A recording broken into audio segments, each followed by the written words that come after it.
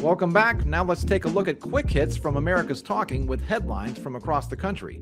You can find these stories linked in the description down below or in your inbox with the Center Square newsletter, free at thecentersquare.com. Starting off in the Midwest, a story many of us are smelling. Canadian wildfires are fueling hazardous air conditions across the U.S., with the Great Lakes states experiencing some of the most hazardous conditions.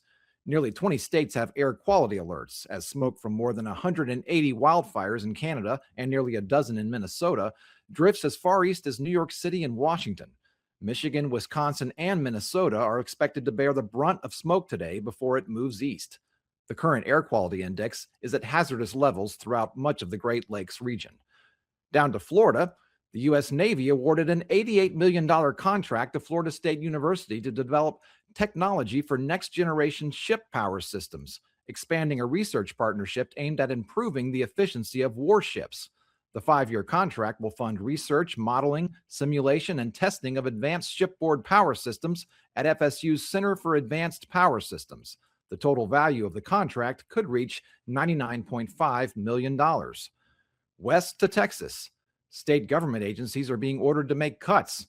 3 of the state's most powerful elected officials are telling state agencies and universities to cut spending by 3%. The joint policy directive came from Governor Greg Abbott, Lieutenant Governor Dan Patrick, and Speaker Dustin Burrows.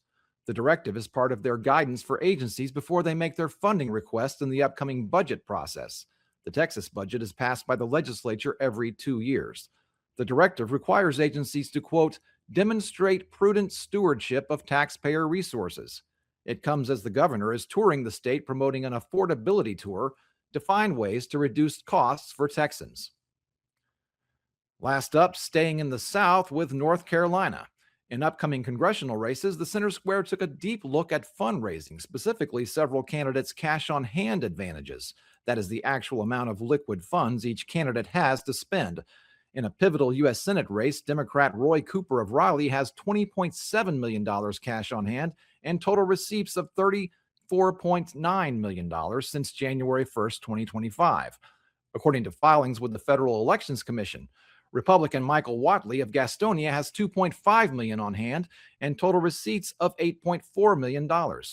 Compare those to others on that ballot. Libertarian Shannon Bray does not have a report filed with the Federal Elections Commission. The Green Party's Michael Dublin of Gardner has $10,000 cash on hand and total receipts of $25,000. For a full rundown of cash on hand and other North Carolina races, check out the story at thecentersquare.com. That is your quick clips from across the country here with the states powered by the Center Square. Get those and other headlines at thecentersquare.com. From Atlanta, Georgia, I'm Johnny Edwards. Join us again on Monday to start the week off with more stories impacting you, the taxpayer, from around the nation, only at the states. Thanks for joining us. Have a wonderful weekend.